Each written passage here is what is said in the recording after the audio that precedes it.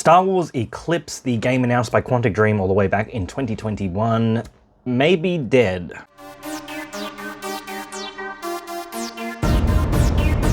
Hello there, welcome to Culco's Cantina. Feel free to follow me here and over on TikTok for more Star Wars stuff. So what's going on with Star Wars Eclipse? Alright, let's talk about it. Revealed at the Game Awards back in 2021 with a CG concept trailer, because let's not split any hairs here. This is a concept trailer. None of this was indicative of gameplay. This is a here's the vibe we're going for trailer. We've heard shockingly little from Eclipse in the 5 or so years since that trailer. Now, the developer is Quantic Dream, who have done games like Detroit Become Human, Heavy Rain, and Beyond Two Souls. Very heavy narrative, story-focused games, the main thing being dialogue options and choices which shape these branching narratives. You know the type of game. Think Telltale, The Walking Dead, or The Wolf Among Us.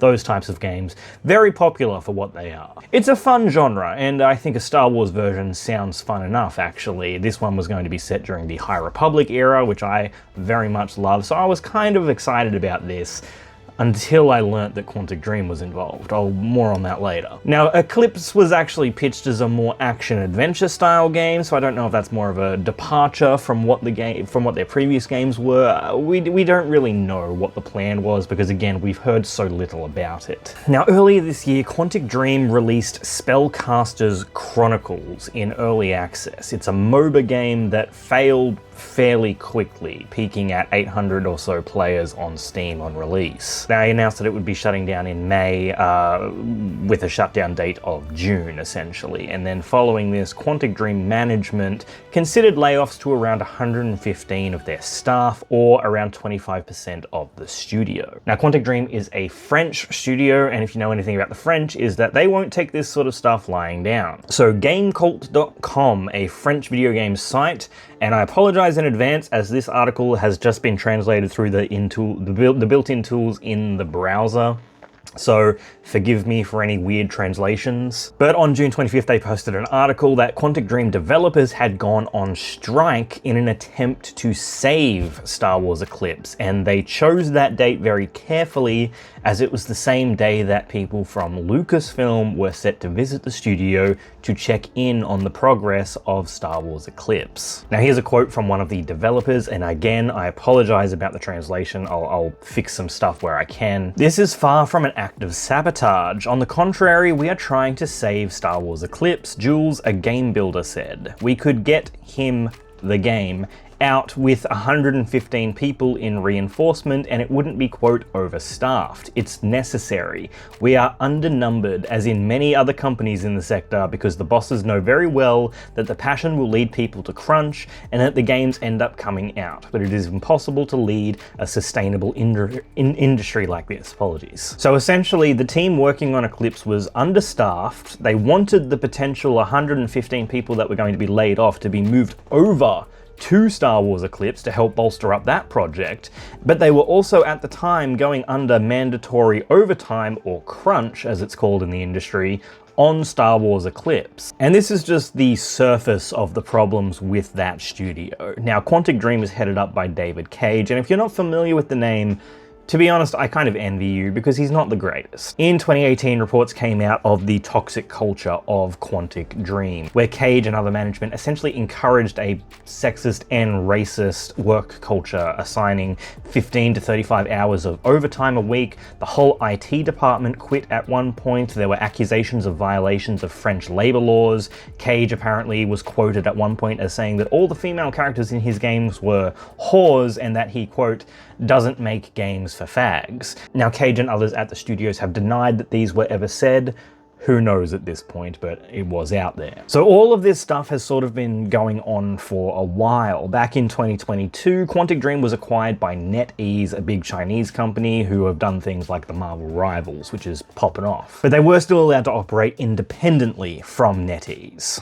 So they were very, very hands-off. Now, when Eclipse was first revealed back in 2021, there was a not insignificant pushback from Star Wars fans calling for Lucasfilm to pull their agreement with Quantic Dream because of all the aforementioned toxic culture of the studio and the abuse allegations.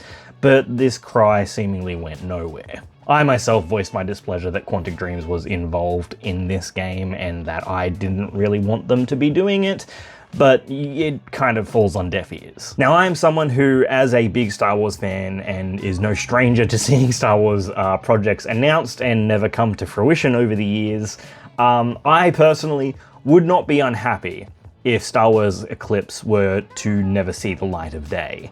I do not like David Cage. I do not like a lot of things that I've heard about this studio, and while I certainly don't want people to lose their jobs, the video game industry at the moment is in a somewhat state of collapse on the labor side, with layoffs happening across the board right now. Xbox and Sony are doing layoffs. Sony just gutted a bunch of Bungie staff. Xbox is looking at gutting Compulsion Games, Ninja Theory, and Double Fine. The prices of consoles are all going up instead of down. The price of RAM is going up. The Steam machine is $1,600 Australian for the base model. It's all kind of fucked.